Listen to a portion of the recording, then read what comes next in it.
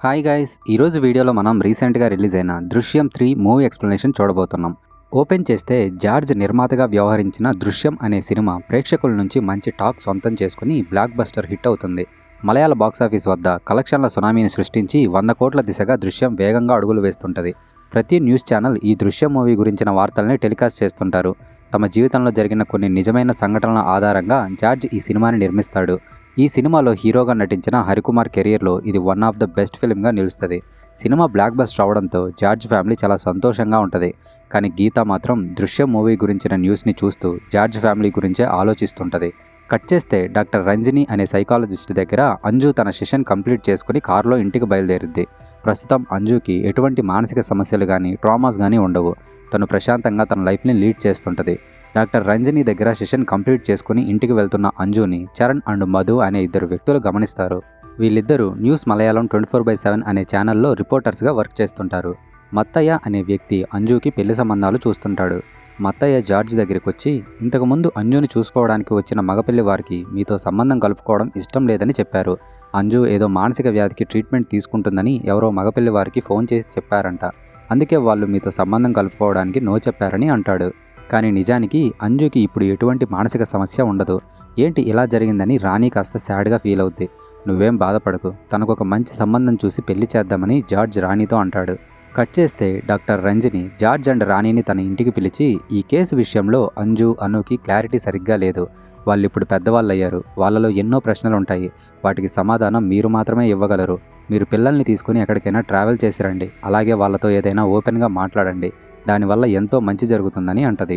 So George తన ఫ్యామిలీని తీసుకుని బయటకు వెళ్తాడు. వరుణ్ కేసు గురించి డీటెయిల్స్ని పిల్లలకి వివరించేందుకు జార్జ్ తన లాయర్ని డిన్నర్కి ఇన్వైట్ చేస్తాడు. అప్పుడు వాళ్ళు లాయర్తో అసలు ఈ కేసు ఏమైంది, ఈ కేసు ఎప్పుడు ముగుస్తుందని అడుగుతారు. టెక్నికల్గా ఈ కేసు ఇంకా పూర్తి కాలేదు, కానీ ప్రాక్టికల్గా చెప్పాలంటే ఈ కేసు పూర్తయినట్టే. మన దేశంలో పూర్తి కాని కేసులు ఎన్నో ఉన్నాయి. వాటిల్లో ఇదొకటి అవుతుంది. కొత్తగా ఏదైనా ఎవిడెన్స్ దొరికే వరకు పోలీసులు ఈ కేసుని ముందుకు తీసుకెళ్లలేరు. చెప్పాలంటే ఈ కేసు ఇక్కడితో పూర్తయినట్టే. కాబట్టి మీరు ఈ ఆలోచనల్ని వదిలేసి హ్యాపీగా లైఫ్ని లీడ్ చేయండి అని అంటది. సాబు అనే సస్పెండ్ పోలీస్ ఆఫీసర్ దగ్గరికి చరణ్ అండ్ మధు వెళ్ళి, మాకు ఈ వరుణ్ కేసు విషయంలో మీరు అనఫీషియల్గా హెల్ప్ చేసి ఏదైనా ఇన్ఫర్మేషన్ ఇచ్చారంటే మీకు ఎంతో కొంత మనీ ఇస్తామని డీల్ మాట్లాడతారు. అందుకు సాబు కూడా ఒప్పుకుంటాడు. ఈ న్యూస్ ఛానల్ వాళ్ళు తమ టీఆర్పీ పెంచుకునేందుకు వరుణ్ కేసులో ఏదైనా ఎవిడెన్స్ దొరికిద్దేమో అని సీక్రెట్గా ఇన్వెస్టిగేషన్ చేస్తుంటారు. కట్ చేస్తే దృశ్యం సినిమా యూట్యూబ్లో లీక్ అవ్వడంతో పోలీస్ కంప్లైంట్ ఇచ్చేందుకు జార్జ్ హరికుమార్ని తీసుకుని డీజీపీ దగ్గరికి వెళ్తాడు. అక్కడ అనుకోకుండా తనకి సురేష్ కనిపిస్తాడు. సురేష్ 2 నెలల క్రితమే పోలీస్ డిపార్ట్మెంట్ నుంచి రిటైర్ అయి ఉంటాడు. సురేష్ జార్జ్ని పలకరించి, ఇంతకీ మీ కేసు కంప్లీట్ అయినట్టే కదా అని అడుగుతాడు. ఏమో సార్, నాకు తెలియదని జార్జ్ అంటాడు. అలా వాళ్ళిద్దరూ కాసేపు మాట్లాడుకుంటారు. సురేష్ జార్జ్తో, మా అబ్బాయికి డైరెక్షన్ అంటే చాలా ఇష్టం. ఇంతకుముందు 2-3 షార్ట్ ఫిల్మ్స్ కూడా తీశాడు. మీకు వీలైతే మా అబ్బాయికి ఒక ఛాన్స్ ఇవ్వగలరా అని అడుగుతాడు. సరే, నేను మీకు ఫోన్ చేస్తా అని చెప్పి జార్జ్ హరికుమార్తో డీజీపీ దగ్గరికి వెళ్తాడు. నెక్స్ట్ సీన్లో దృశ్యం మూవీ డైరెక్టర్ అనీష్ జార్జ్ దగ్గరకు వచ్చి, మన సినిమా 100 కోట్ల క్లబ్లో చేరింది. అలాగే నాకు 2వ సినిమా కూడా ఫిక్స్ అయింది. అందులో ఫహద్ ఫాసిల్ హీరోగా నటించబోతున్నారు. నన్ను నమ్మి నాకు మొదటి సినిమా అవకాశం ఇచ్చినందుకు మీకు చాలా థ్యాంక్స్ అని అంటాడు. జార్జ్ అనీష్కి కంగ్రాచులేషన్స్ చెప్పి తనని ఒక ఫేవర్ అడుగుతాడు. కట్ చేస్తే జార్జ్ సురేష్కి ఫోన్ చేసి, మీ అబ్బాయిని ఒకసారి డైరెక్టర్ అనీష్కి ఫోన్ చేయమనండి అని అంటాడు. ఆ విధంగా తన కొడుక్కి సినిమా అవకాశం ఇచ్చిన జార్జ్కి సురేష్ మనస్ఫూర్తిగా థ్యాంక్స్ చెప్తాడు. కొంచెం సేపటి తర్వాత ఎవరో తమ అరటి తోటలో టార్చ్ లైట్ వేసినట్టుగా జార్జ్కి వెలుతురు కనిపిస్తుంది. కానీ తనకి మనుషులెవరూ కనిపించరు. మరుసటి రోజు ఉదయం జార్జ్ని కలిసేందుకు జోస్ తన భార్యని తీసుకుని జార్జి ఇంటికి వస్తాడు. జోస్ మాట్లాడుతూ, ఆ రోజు నాకు కాస్త డబ్బు అవసరం అవడంతో మీ గురించి పోలీసులకి నిజం చెప్పాను. కానీ అప్పటి నుంచి మా కుటుంబంలో కష్టాలు మొదలయ్యాయి. మా అమ్మ కూడా చనిపోయింది. టౌన్లో మేము రన్ చేస్తున్న బేకరీ కూడా అంతంత మాత్రంగానే సాగుతుందని చెప్పి బాధపడతాడు. తెలుసో తెలియకో నువ్వు చేసిన పని వల్ల మా కుటుంబానికి మంచి జరిగింది. నువ్వు పోలీసులకు నిజం చెప్పడం వల్లనే మా కేసు కాస్త త్వరగా కొలిక్కొచ్చింది. నీకు ఏ సహాయం కావాలన్నా నన్ను అడుగు అని చెప్పి జార్జ్ జోస్కి కొంత డబ్బులు ఇస్తాడు. కొంచెం సేపటి తర్వాత శ్రియా జార్జ్ దగ్గరికి వచ్చి తనకి పెళ్లి ఫిక్స్ అయిన విషయాన్ని హ్యాపీగా పంచుకుని జార్జ్ ఫ్యామిలీని పెళ్లికి ఇన్వైట్ చేస్తుంది. చర్చి దగ్గర ఉన్న శ్మశాన వాటికలో సమాధులు తవ్వే పత్రోస్ యొక్క కూతురే ఈ శ్రియా అన్నమాట. ప్రస్తుతం పత్రోస్ క్యాన్సర్కి గురై మంచాన పడతాడు. అండ్ ఇప్పటి వరకు జార్జ్ పత్రోస్ ఫ్యామిలీకి పెద్ద మొత్తంలోనే డబ్బుల్ని సహాయం చేస్తాడు. జార్జ్ ఇంటి నుంచి బయటకు వస్తున్న శ్రియాని మధు అండ్ చరణ్ సీక్రెట్గా ఫోటో తీస్తారు. మధు శ్రియాని ఫాలో అవుతూ బస్సులోకి ఎక్కి తన పక్కనే కూర్చుంటుంది. మధు శ్రియాతో మాట్లాడుతూ, మిమ్మల్ని ఎక్కడో చూసినట్టుంది, మీ పేరేంటి, మీరు ఉండేది ఏ ఊర్లో అని మాటలు కలిపి మధు శ్రియా గురించి కొన్ని వివరాలు తెలుసుకుంటుంది. మరుసటి రోజు ఉదయం మత్తయ్య జార్జ్ దగ్గరికి వచ్చి మొన్న అంజుని చూసుకోవడానికి వచ్చిన మగపిల్లి వారికి ఎవరో ఇద్దరు గుర్తు తెలియని వ్యక్తులు ఫోన్ చేసి చెప్పారు. వాళ్ళు ఒక మగ ఒక ఆడ. వాళ్ళు మగపిల్లి వారితో లేనిపోని అబద్ధాలు మొత్తం చెప్పారు. అంజుకి ఏదో మానసిక వ్యాధి ఉందని, ఎవరైనా తన మీద చెయ్యి వేస్తే వైలెంట్గా మారిద్దని, అలాగే తన సంసారానికి పనికిరాదని డిక్లేర్ చేస్తూ డాక్టర్ స్టేట్మెంట్ ఇచ్చారని, ఇలా లేనిపోని విషయాలన్నీ మగపిల్లి వారికి చెప్పారు. దాంతో మగపిల్లి వారు మీ సంబంధాన్ని క్యాన్సిల్ చేసుకున్నారు. ఇంతకుముందు మీతో సంబంధాన్ని క్యాన్సిల్ చేసుకున్న మగపిల్లి వాళ్ళకి కూడా ఇలాగే ఇద్దరు గుర్తు తెలియని వ్యక్తులు ఫోన్ చేశారంట. ఇవే ఆ ఇద్దరు వ్యక్తుల యొక్క ఫోన్ నెంబర్స్ అని చెప్పి మత్తయ్య జార్జ్కి 2 ఫోన్ నెంబర్స్ ఇస్తాడు. అయ్యో ఏంటిది, ఎవరిలా అబద్ధాలని సృష్టిస్తుందని రాణి బాగా బాధపడుద్ది. జార్జ్ సురేష్ని కలిసి జరిగిన విషయమంతా చెప్పి ఆ ఫోన్ నెంబర్స్ని సురేష్కి ఇస్తాడు. నువ్వేం వరీ అవ్వకు, ఆ వ్యక్తులెవరో మన వాళ్ళు కనిపెట్టేస్తారని సురేష్ అంటాడు. కట్ చేస్తే సురేష్ జార్జ్ దగ్గరకు వచ్చి నువ్విచ్చిన 2 నెంబర్స్ని ఒకే ఫోన్లో యూజ్ చేస్తున్నారు. కాకపోతే ఆ ఫోన్ ఎప్పుడు చూసినా స్విచ్ ఆఫ్లోనే ఉంటుంది. ఫోన్ యాక్టివ్లో ఉన్నప్పుడు మాత్రం దాని టవర్ లొకేషన్ మీ ఇంటి పక్కనే ఉంది. 1 సంవత్సరం క్రితం వరకు ఆ ఫోన్లో వేరే నెంబర్ యూజ్ చేశారు. ఆ నెంబర్ శాంతి అనే ఆవిడ పేరు మీద ఉంది అని సురేష్ చెప్తాడు. అది విని జార్జ్ ఒక్కసారిగా షాక్ అయిపోతాడు. ఎందుకంటే తన దగ్గర ఎన్నో సంవత్సరాల నుంచి పనిచేస్తున్న రాజన్ యొక్క భార్యే ఈ శాంతి అన్నమాట. ఇక జార్జ్ వెంటనే రాజన్ ఇంటికి వెళ్ళి తనపై చేయి చేసుకుంటాడు. నా పక్కనే ఉంటూ నన్ను ఇంతలా మోసం చేస్తావా? నువ్వు నీ పెళ్ళాం కలిసి నా కూతురి పెళ్లి సంబంధాలు చెడగొడుతున్న విషయం నాకు తెలియదని అనుకుంటున్నావా? నా కుటుంబం జోలికొస్తే ఎవరైనా సరే నేను అస్సలు వదిలిపెట్టనని వార్నింగ్ ఇస్తాడు. అప్పుడు శాంతి, నీకు సహాయం చేసినందుకే మా ఆయనకి ఉద్యోగం పోయింది, దాంతో మా కూతురి చదువు ఆగిపోయింది. ఆ బాధ తట్టుకోలేక మా కూతురు ఆత్మహత్య చేసుకోవాలనుకుంది. అసలు ఈ విషయాలన్నీ నీకు తెలుసా? అయినా మీలాంటి ధనవంతులకి మాలాంటి పేదవాళ్ళ కష్టాలు ఏం తెలుస్తాయి? అందుకే మీ పక్కనే ఉంటూ సరైన సమయం కోసం ఎదురు చూశాం. నీ కూతురి పెళ్లి రూపంలో మాకు అవకాశం వచ్చింది, అందుకే వెన్నుపోటు పొడిచామని అంటది. నీ చుట్టూ ఏం జరుగుతుందో అర్థమైందిగా, ఇక ఇక్కడి నుంచి బయలుదేరు అని రాజన్ జార్జ్తో అంటాడు. జరిగిన విషయమంతా జార్జ్ సురేష్కి చెప్పి చాలా బాధపడతాడు. నా కుటుంబాన్ని కాపాడుకునే ప్రయత్నంలో రాజన్ని మర్చిపోయాను. రాజన్ లాంటి వ్యక్తులు నా చుట్టూ ఎంతమంది ఉన్నారో తెలియడం లేదు అని జార్జ్ కాస్త భయంగా ఫీల్ అవుతాడు. కట్ చేస్తే తను రాణికి కూడా జరిగిన విషయమంతా చెప్పి ఇంకా బాధగానే ఉంటాడు. సో రాణి జార్జ్ని ఓదార్చి, నిన్న రాత్రి ఎవరో మన అరటి తోటలో టార్చ్ లైట్ వేశారు, కానీ నేను లైట్ వేసి చెక్ చేస్తున్నప్పుడు నాకు మనుషులు ఎవరూ కనిపించలేదు. కొంచెం సేపటి తర్వాత ఎవరో జీప్ స్టార్ట్ చేసి మన ఇంటి దగ్గర నుంచి వెళ్ళినట్టుగా సౌండ్ వినిపించిందని చెప్తుంది. మేబీ అరటిగెలల్ని దొంగతనం చేసేందుకు ఎవరైనా వచ్చుంటారులే అని జార్జ్ రాణికి సర్ది చెప్తాడు. కానీ నిజానికి జార్జ్కి ఒక పక్క అనుమానం మొదలవుద్ది. సో తను టార్చ్ లైట్ తీసుకుని అరటి తోటలోకి వెళ్ళి అక్కడంతా నిదానంగా చెక్ చేస్తాడు. తీరా చూస్తే అక్కడెవరో 6 అడుగుల పొడవు గల ఒక గుంతని తవ్వినట్టు ఆనవాళ్లు ఉంటాయి. అది చూసి జార్జ్ ఒక్కసారిగా షాక్ అయిపోతాడు. తెల్లవారిన తర్వాత జార్జ్ మత్తయ్యని ఇంటికి పిలిచి, మా కూతురికి విదేశీ సంబంధాలైనా పర్వాలేదు, ఇక నుంచి మీరు విదేశీ సంబంధాలని కూడా చూడండి అంటాడు. అలాగే తప్పకుండా చూస్తా అని చెప్పి మత్తయ్య అక్కడి నుంచి వెళ్ళిపోతాడు. నిన్నటిదాకా విదేశీ సంబంధాలు వద్దు అని మండుపట్టు పట్టారు కదా, ఇంతలోనే మీ నిర్ణయాన్ని ఎలా మార్చుకున్నారు? ఏదైతేనేం మంచి నిర్ణయమే తీసుకున్నారని రాణి హ్యాపీగా ఫీల్ అవుద్ది. అను కూడా సింగపూర్లో చదువుకోవాలని అనుకుంటుంది కదా, సో తనని కూడా అడ్మిషన్ ఏర్పాట్లు చూసుకోమని చెప్పు అని జార్జ్ అంటాడు. చీకటి పడిన తర్వాత జార్జ్ ఆ 6 అడుగుల పొడవు గల గుంతని ఒకసారి తవ్వి చూస్తాడు. కానీ ఆ గుంతలో ఏమీ ఉండదు. ఇక జార్జ్ ఆ గుంతని పూర్తి చేసి గడ్డితో దాన్ని కవర్ చేస్తాడు. నిజానికి అక్కడ గుంత తవ్వింది ఎవరో కాదు, సహదేవన్ అనే సస్పెండెడ్ పోలీస్ ఆఫీసర్. ఆ సహదేవన్ యొక్క కూతురే మధు. కట్ చేస్తే చరణ్, మధు మణిమలకి వెళ్ళి శ్రియ యొక్క ఫోటోని చూపించి తన ఇంటి అడ్రస్ని కనిపెడతారు. ఆ తర్వాత మధు సహదేవన్ దగ్గరికి వెళ్ళి ఆ శ్రియ యొక్క ఇంటి అడ్రస్ తెలిసిందని అంటది. నెక్స్ట్ సీన్లో మధు ఒక ప్లాన్ వేసి డాక్టర్ రంజని దగ్గరికి పేషెంట్ లాగా వెళ్తుంది. మధు రంజనితో మాట్లాడుతూ, నేను గత 2 సంవత్సరాలుగా రిలేషన్షిప్లో ఉన్నాను. రీసెంట్గా మేము ఫిజికల్ రిలేషన్షిప్లోకి ఎంటర్ అవ్వాలనుకున్నాం. కానీ నా బాయ్ ఫ్రెండ్ నన్ను ఫిజికల్గా టచ్ చేయగానే నాకు కోపం వచ్చింది. దాంతో నేను తనపై దాడి చేశాను. అలా మాకు బ్రేకప్ అయింది. అసలు నా లైఫ్లో ఏం జరుగుతుందో ఏం అర్థం అవడం లేదు. ఆ అంజు అనే అమ్మాయి కూడా ఈ విధంగానే వరుణ్ణి చంపేసిందంట కదా, అది నిజమేనా అని అంటది. దాంతో రంజనికి విషయమంతా అర్థమవుద్ది. కొంచెం సేపటి తర్వాత తను జార్జ్కి ఫోన్ చేసి మధు గురించి విషయం చెప్తుంది. మరోపక్క వరుణ్ కేస్ గురించి కొంత ఇన్ఫర్మేషన్ తెలుసుకునేందుకు సహదేవన్ సాబు దగ్గరికి వెళ్తాడు. మత్తయ్య జార్జ్ దగ్గరకు వచ్చి ఒక విదేశీ సంబంధం గురించి మాట్లాడతాడు. అబ్బాయి పేరు అవిరా, తను దుబాయ్లో బిజినెస్ చేస్తున్నాడు. అమ్మ హౌస్ వైఫ్, నాన్న కాలేజ్ ప్రొఫెసర్. మీకు ఈ సంబంధం మీద ఇంట్రెస్ట్ ఉంటే వాళ్ళొకసారి మీ ఇంటికి వస్తారని మత్తయ్య అంటాడు. ఆ సంబంధం జార్జ్ ఫ్యామిలీకి బాగా నచ్చడంతో పెళ్లికొడుకు ఫ్యామిలీ జార్జ్ ఇంటికి రావడం, జార్జ్ ఫ్యామిలీ పెళ్లికొడుకు ఇంటికి వెళ్ళడం చకచకా జరిగిపోతాయి. కట్ చేస్తే మధు తమ ఇంట్లో నుంచి బకెట్తో నీళ్లు తీసుకెళ్తుండడాన్ని శ్రియ గమనించి, మీరేంటి ఇక్కడ అని అడుగుతుంది. అప్పుడు మధు, మా కార్ రేడియేటర్ బాగా వేడెక్కడం వల్ల కార్ ఇంజన్ ఆగిపోయింది, అందుకే కొన్ని నీళ్లు తీసుకెళ్లేందుకు ఇలా వచ్చాం శ్రియ అని అంటది. ఏంటి ఈ అమ్మాయి నా పేరు ఇంకా గుర్తుపెట్టుకుందని శ్రియకి డౌట్ వస్తుంది. కొంచెం సేపటి తర్వాత తను జార్జ్ని ఒకసారి ఇంటికి రమ్మని మెసేజ్ పంపిస్తుంది. సో జార్జ్ శ్రియా ఇంటికి వెళ్తాడు. మీరు ఇక్కడి వరకు వీడియోని కంటిన్యూ చేస్తూ చూశారంటే మీరు ఈ వీడియో వల్ల కాస్తన్నా ఎంటర్టైన్ అయ్యారని మేము ఫీల్ అవుతున్నాం. సో ఇక్కడి వరకు వీడియోని కంటిన్యూ చేస్తూ చూసిన వాళ్ళు తప్పకుండా వీడియోని లైక్ చేయండి. అండ్ మీలాగే మూవీ ఎక్స్ప్లెనేషన్స్ వినే ఒక ఫ్రెండ్కి కానీ ఫ్యామిలీ మెంబర్కి కానీ మన వీడియోని షేర్ చేయండి. శ్రియా మధు గురించి విషయం చెప్పి వాళ్ళు నా ఫోటోని చూపించి ఊర్లో నా గురించి డీటెయిల్స్ కూడా అడిగారంట. నాకెందుకో కాస్త డౌట్గా ఉందని అంటది. సాబు ఐజీ థామస్ దగ్గరికి వచ్చి వరుణ్ కేసు గురించి ఇన్ఫర్మేషన్ తెలుసుకునేందుకు సహదేవన్ నా దగ్గరికి వచ్చాడు సార్ అని చెప్తాడు. సో థామస్ యాంటోనీతో సహదేవన్ గురించి ఎంక్వైరీ చేయండి, వీలైనంత త్వరగా నాకు వాడి పూర్తి డీటెయిల్స్ కావాలని ఆర్డర్ వేస్తాడు. కట్ చేస్తే అంజుకు వచ్చిన పెళ్లి సంబంధం చెడగొట్టేందుకు రాజన్ సహదేవన్ పెళ్లికొడుకు యొక్క ఇంటికి వెళ్తారు. కానీ పెళ్లికొడుకు ఫ్యామిలీ రాజన్ మీద రివర్స్ అయ్యి వాళ్ళని ఇంటి నుంచి తరిమేస్తారు. అవిన్ యొక్క ఫాదర్ వెంటనే జార్జ్కి ఫోన్ చేసి జరిగిన విషయమంతా చెప్పి రాజన్ ఫోటోని అలాగే వాళ్ళు వచ్చిన జీప్ యొక్క నెంబర్ ప్లేట్ ఫోటోని వాట్సాప్లో సెండ్ చేస్తాడు. ఆ జీప్ ఎవరి పేరు మీద ఉందో డీటెయిల్స్ కనుక్కోమని జార్జ్ జోస్కి చెప్తాడు. కొంచెం సేపటి తర్వాత సహదేవన్ రంజని దగ్గరికి వెళ్ళి ఆమె గొంతుపై కత్తి పెట్టి అంజు ఫైల్ని మర్యాదగా నా చేతికివ్వు, లేదంటే నిన్ను చంపేసి ఆ ఫైల్ తీసుకెళ్తా అని బెదిరిస్తాడు. సో రంజని ప్రాణభయంతో అంజు ఫైల్ని సహదేవన్కి ఇస్తుంది. నేను చెప్పినట్టుగా ఈ ఫైల్లో కొన్ని మార్పులు చెయ్యి, లేదంటే నీ కూతుర్ని చంపేస్తా అని సహదేవన్ బెదిరించడంతో రంజని వాడు చెప్పినట్టుగా ఆ ఫైల్లో కొన్ని మార్పులు చేస్తుంది. 1 గంట తర్వాత తను జార్జ్కి ఫోన్ చేసి జరిగిన విషయమంతా భయపడుతూ చెప్తుంది. జోస్ కొంత సమాచారం సేకరించి 1 సంవత్సరం క్రితం సహదేవన్ అనే వ్యక్తి ఈ జీప్ని సెకండ్ హ్యాండ్లో కొన్నాడంట అని జార్జ్తో అంటాడు. ఇక జార్జ్ సరాసరి సహదేవన్ దగ్గరికి వెళ్ళి నీ లైఫ్లో జరిగిన పరిణామాలన్నింటికీ నువ్వే కారణం, వాటితో నాకు ఎటువంటి సంబంధం లేదు, నువ్వు నా ఫ్యామిలీ జోలికొస్తే చూస్తూ ఊరుకోనని గట్టిగా వార్నింగ్ ఇస్తాడు.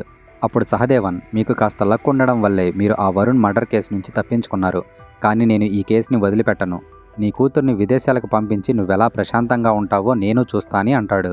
సహదేవన్ యొక్క ప్లాన్ తెలుసుకునేందుకు అంజు పెళ్లి కంప్లీట్ అయ్యే వరకు సహదేవన్ యొక్క కాల్ ట్రాక్ చేయడం వీలవుద్దా అని జార్జ్ సురేష్ని అడుగుతాడు. ఇలా అనఫీషియల్గా ఎవరిదైనా కాల్ ట్రాక్ చేస్తే జైలుకి వెళ్లాల్సి వస్తుందని సురేష్ అంటాడు. కట్ చేస్తే సహదేవన్ పాత్రోస్ ఇంటికి వెళ్ళి నువ్వు ఆ రోజు జార్జి గాడికి ఎవరి అస్థిపంజరాన్ని ఇచ్చావని అంటూ శ్రియా మీద పాత్రోస్ మీద దాడి చేస్తాడు. దాంతో పాత్రోస్ వాడికి నిజం చెప్పేస్తాడు. కొంచెం సేపటి తర్వాత పాత్రోస్ జార్జ్కి ఫోన్ చేసి జరిగిన విషయమంతా చెప్తాడు. అలాగే అన్యాయంగా తమ ఇంట్లోకి దూరి తమపై దాడి చేసినందుకు శ్రియా సహదేవన్ మీద పోలీస్ కంప్లైంట్ ఇస్తుంది. అలా సహదేవన్ గురించి కొంత డీటెయిల్స్ దొరకడంతో థామస్ సహదేవన్ని తన గెస్ట్ హౌస్కి పిలిపిస్తాడు. అసలు నీకు ఆ వరుణ్ కేసుతో ఏం సంబంధం, నువ్వెందుకని దాని గురించి ఎంక్వైరీ చేస్తున్నావు, ఎందుకని నువ్వు ఆ అమ్మాయి మీద తన నాన్న మీద దాడి చేశావని థామస్ క్వశ్చన్ చేస్తాడు. కానీ సహదేవన్ వాడికి ఎటువంటి సమాధానం చెప్పకుండా సైలెంట్గా ఉంటాడు. సో థామస్ కోపంతో ఆ అమ్మాయి కంప్లైంట్ ప్రకారం వీడిని జైల్లో పడేయండి అని ఫిలిప్కి చెప్పి రూమ్ నుంచి బయటకు వస్తాడు. తీరా చూస్తే రూమ్ బయట వరుణ్ ఫాదర్ ప్రభాకర్ ఉంటాడు. ఇతనేంటి ఇక్కడున్నాడని అనుకుని థామస్ షాక్ అవుతాడు. ప్రభాకర్ భార్య గీత అండ్ థామస్ ఇద్దరు మంచి స్నేహితులు. ప్రస్తుతం గీత తన కొడుకునే తలుచుకుంటూ డిప్రెషన్లో కూరుకుపోతుంది.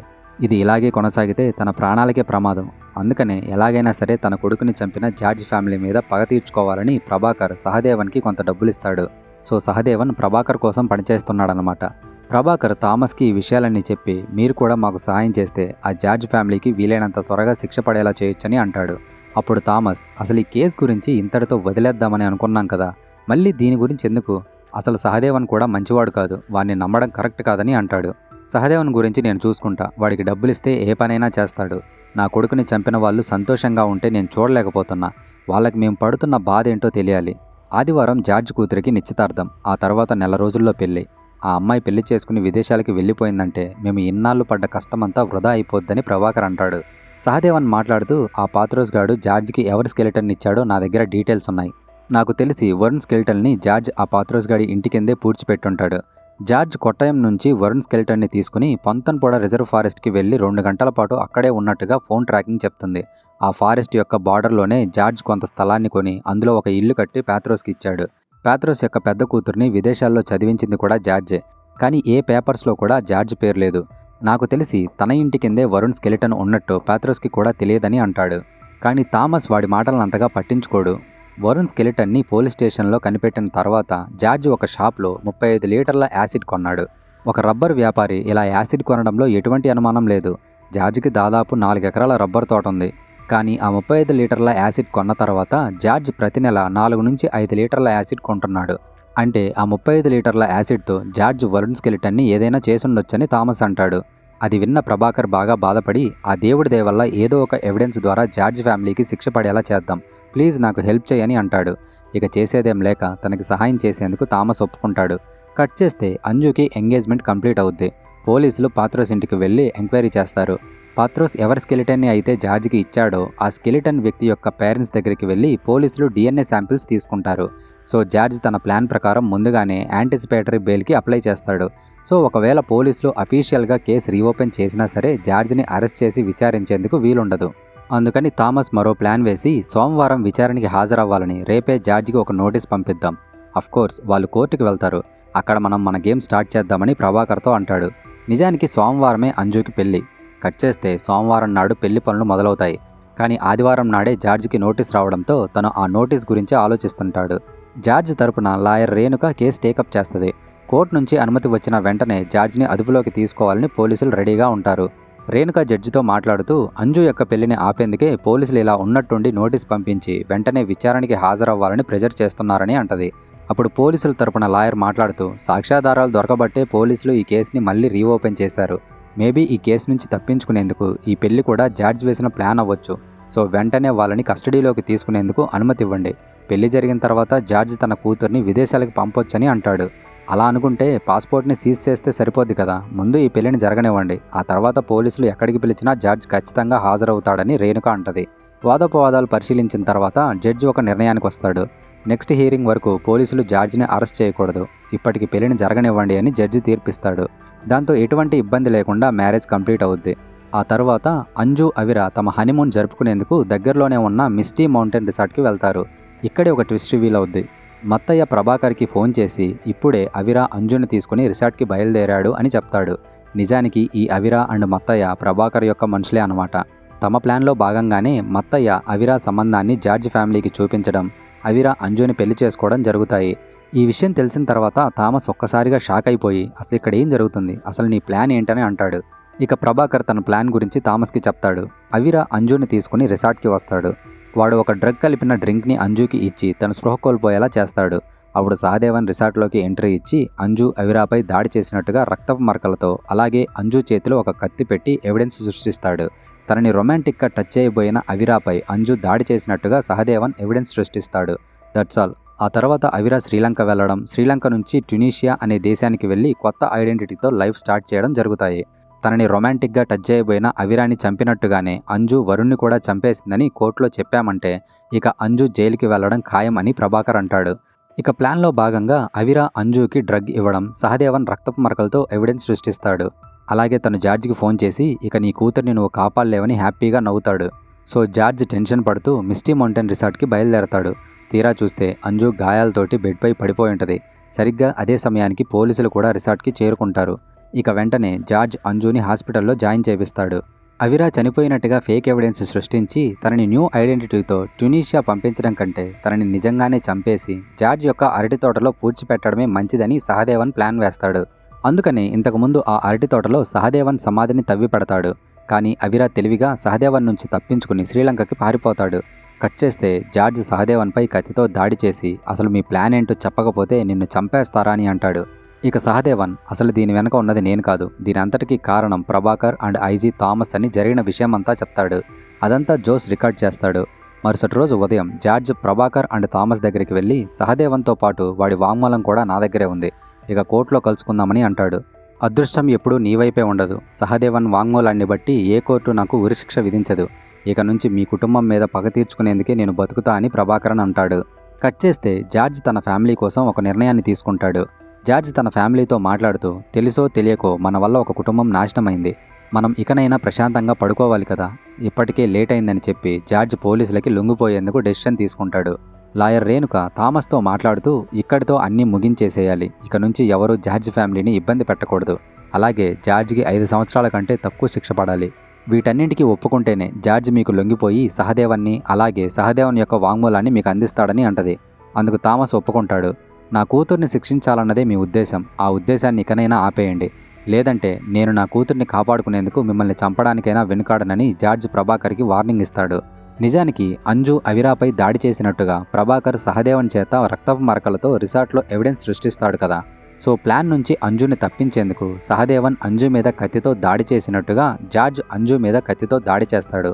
అంజు కూడా సహదేవనే తన మీద కత్తితో దాడి చేశాడని పోలీసులకి హాస్పిటల్లో చెప్తది. కట్ చేస్తే జార్జ్ పోలీసులకి లొంగిపోయి జైలుకి వెళ్తాడు. ఈ న్యూస్ని ప్రభాకర్ గీతకి చూపించి ఇక నీకు సంతోషమే కానీ అంటాడు. కానీ గీత మాత్రం నాకు వాడి కూతురు కావాలి అని అనడంతో మూవీ ఎండ్ అవుతుంది. మనం మళ్ళీ మరో వీడియోతో కలుద్దాం. అంతవరకు టేక్ కేర్, బాయ్.